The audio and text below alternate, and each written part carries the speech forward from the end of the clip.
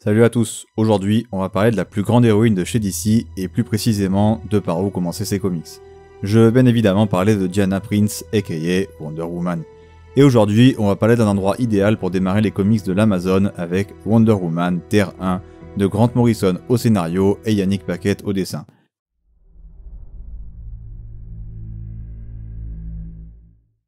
Maintenus en esclavage durant des années par le demi-dieu Hercule, les Amazones de Themyscira se sont rebellées et ont défait leur geôlier avant de s'isoler du monde des hommes.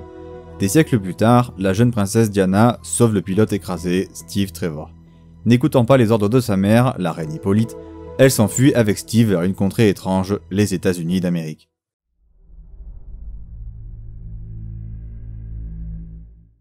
Bon, pour commencer, autant dire dès le début, ce comics est le meilleur et le plus simple point de départ des comics sur Wonder Woman. C'est aussi simple que ça. Maintenant, je m'en vais vous dire pourquoi je pense ça, et pour ça, on va commencer par le début du récit qui nous plonge directement dans le cœur du sujet. Où on va commencer par voir Diana qui est victime d'un procès chez les Amazones. Et bien évidemment, on ne sait pas pourquoi et on va l'apprendre au fur et à mesure du récit. Car le récit est sous forme de procès où Diana raconte son histoire. Donc tout le long du premier tome, on a un récit avec deux temporalités.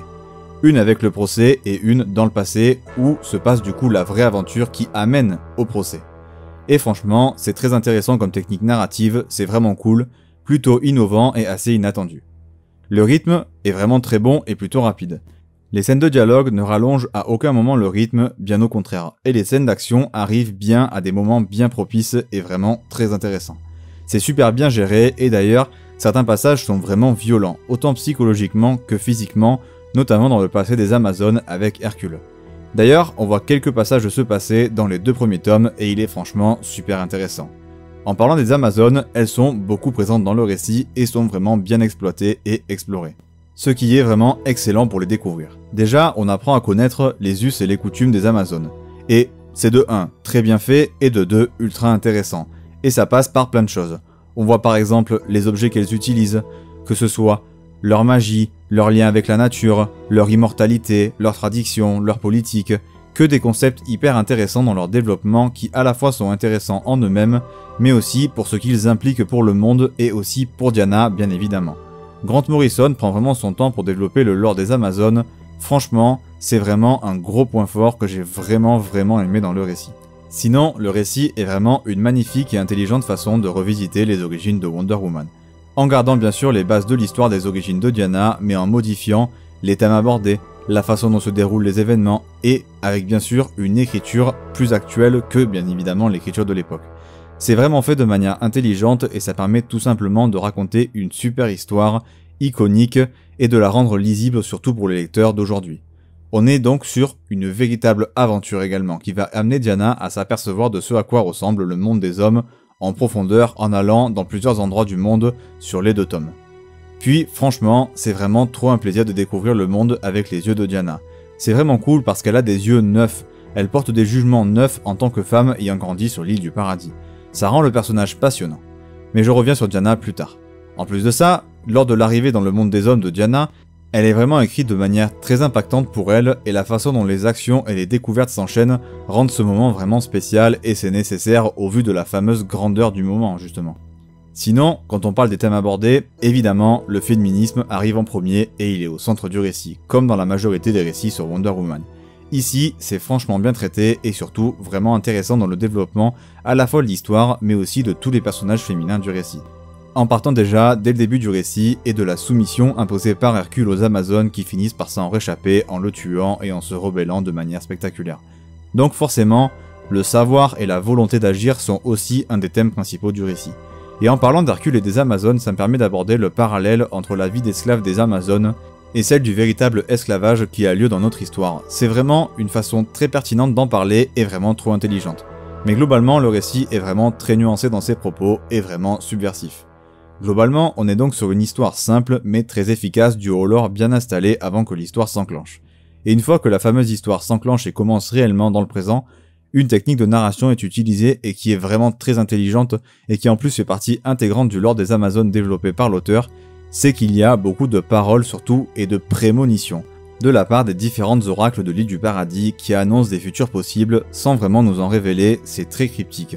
Ça nous tease sans nous en révéler trop. Personnellement, j'adore ce genre de choses dans les histoires et là, ça marche vraiment bien. Et donc forcément, qui dit oracle et prémonition dit que le destin est également au cœur du récit. Et particulièrement celui de Diana qui, avec son apparition dans le monde des hommes, va complètement bouleverser le statu quo avec l'arrivée d'un être au pouvoir supérieur qui va complètement chambouler les différents pays, les différentes armées, etc. Mais on verra ça plus dans le deuxième tome. Et oui, parce que le deuxième tome est sous le signe politique et armement, surtout au niveau du monde des hommes, qui souhaitent notamment récupérer la technologie des Amazones après avoir appris leur existence. Parfaitement en accord du coup avec l'histoire du premier tome et en continuité parfaite. Le deuxième tome prend vraiment un aspect donc très sociétal et nous plonge dans des problèmes de société bien réels, actuels, et les paroles et les actes des personnages peuvent paraître bien réels et le décalage avec Wonder Woman en est d'autant plus flagrant dû au fait que tout est nouveau pour elle. C'est vraiment donc une histoire avec l'arrivée de Wonder Woman véritablement ancrée dans notre époque. Le côté militaire est vraiment pas mal poussé, la peur et la nature de l'homme sont également au cœur du récit, et c'est ça qui va faire avancer l'histoire. Ce qui, en plus d'être plutôt neuf comme intrigue avec Wonder Woman, est particulièrement intéressant, à la fois pour l'histoire mais aussi pour les Amazones ou encore Diana. Et en parlant de sujets rarement abordés dans des histoires sur Wonder Woman, il y a des sujets de science-fiction, tels que l'IA qui sont abordés de manière très pertinente, en mélangeant à la fois besoin nécessaire de l'homme de se défendre d'un côté, et les Amazones et leur technologie futuriste de l'autre, et puis voir la façon dont les armées et le gouvernement traiteraient potentiellement l'arrivée de Wonder Woman de nos jours de manière réaliste, c'est juste fascinant. La fourberie et l'intelligence de l'homme font que souvent Diana est complètement dépassée par les messes basses et les coups bas. Le récit a vraiment donc ses côtés sombres, avec même parfois un peu un côté horrifique, malsain, plutôt léger mais inattendu. Et surtout franchement surprenant, avec notamment certains passages de la Seconde Guerre mondiale et de l'impact qu'a eu la guerre chez les Amazones. Et puis, je le dis et je le répète, mais les discours que tiennent certaines personnes à Diana sont ultra réalistes. On a vraiment l'impression d'entendre des politiques actuelles et même des personnes normales d'aujourd'hui, c'est incroyable. C'est vraiment très bien fait, et pousser Wonder Woman à se confronter à de vrais problèmes sociétals et sociaux actuels, c'est ultra kiffant. Personnellement, j'ai vraiment beaucoup aimé et je trouvais que ça apportait vraiment quelque chose en plus au personnage. Et vraiment, si je devais vous donner un mot d'ordre pour ce tome 2, dont je parle depuis tout à l'heure, c'est que l'image de Wonder Woman est hyper importante aux yeux de tout le monde. Des gouvernements, des personnes lambda, des Amazones, de sa mère, des femmes de manière générale évidemment. Bref, la façon dont elle est perçue est capitale dans la façon dont le récit est raconté. Le tome possède également son lot de morts impactantes et le destin du personnage de Diana est super intéressant, avec notamment un cliffhanger de tome 2 incroyable et même globalement un final de tome 2 époustouflant.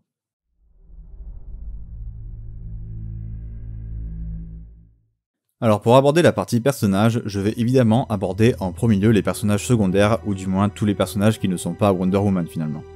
Alors du coup, en premier, les Amazones. Pas franchement, elles ont un côté assez arrogant, mais elles sont surtout construites sur de la peur à juste titre, certes, donc elles ne peuvent pas évoluer dans le bon sens, surtout qu'elles ne restent qu'entre elles. Leur point de vue sur le monde des hommes n'évolue donc jamais. Sinon, Steve Trevor est aussi super bien écrit, un peu différent de la continuité, où il joue un rôle très majeur. Ici il est un peu plus en retrait et sa relation avec Diana est moins mise en avant au profit des propos de l'histoire. Également j'ai trouvé que dans le tome 2, Dr Psycho était vraiment bien écrit, plus vicieux mais moins fou que dans la continuité principale et a une relation avec Wonder Woman vraiment particulière.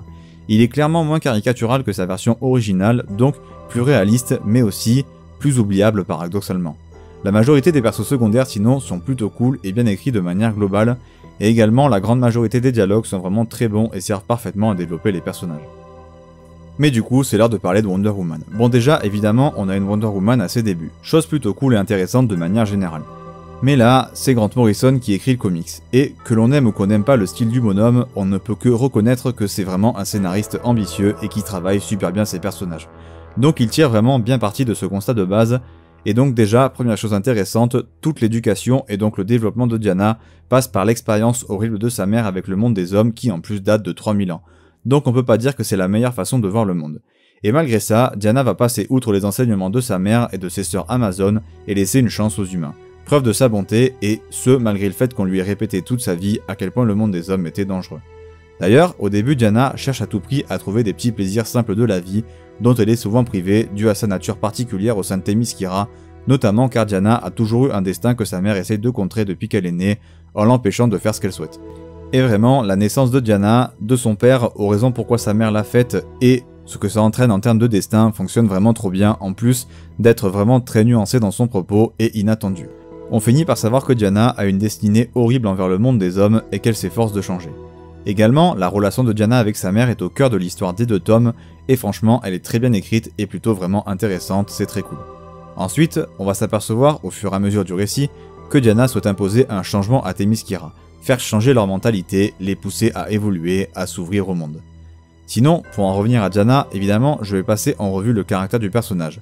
Même si, forcément, c'est plus ou moins le même que la Wonder Woman que tout le monde connaît, bah, c'est quand même très utile, je trouve. Bon, déjà, son courage, elle est vraiment incroyable, et pareil pour la justesse de ses propos.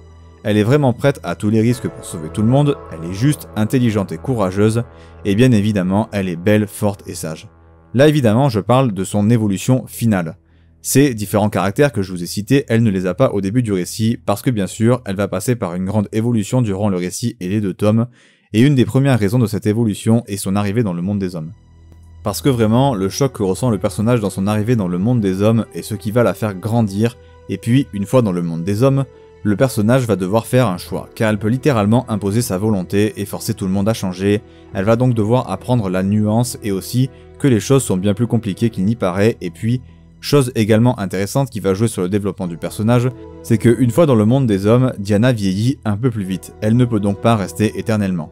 En plus, évidemment, sa nation, son pays, Themyscira, lui manque. Elle va donc devoir faire un choix entre sacrifier sa vie de manière figurée ou retourner chez elle, et puis, une fois qu'elle a passé quelques temps dans le monde des hommes qu'elle tient à tout prix à sauver, à qui elle veut montrer la voie, elle va se retrouver complètement perdue, et vraiment, j'ai rarement vu Wonder Woman aussi perdue qu'à certains moments du récit. Bref, le travail sur son personnage est excellent, on s'attache hyper facilement à elle, et le personnage est juste fascinant.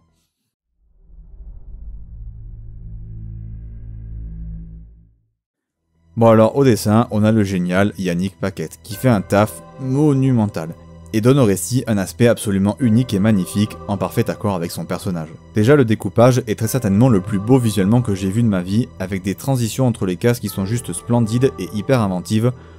En restant dans la partie découpage, il y a une vraie intelligence dans la gestion des doubles et des simples pages.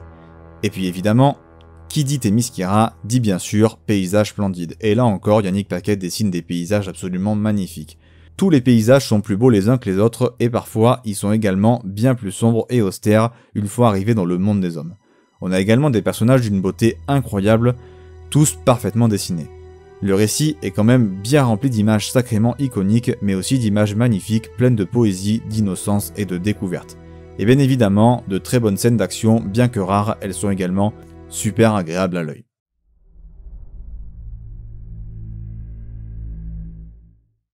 Alors pour le conseil lecture, je vais vous conseiller de vous diriger vers le run de Brian Azzarello, car même si on attend un troisième tome pour Wonder Woman Terre 1, pour l'instant il n'est pas encore annoncé en VF. Donc le run de Brian Azzarello est parfait pour continuer avec une Wonder Woman assez différente de celle de Terre 1, mais qui va avoir le droit à un excellent run dispo en 2 intégrales. Voilà, c'est tout pour cette vidéo sur Wonder Woman, j'espère qu'elle vous aura plu.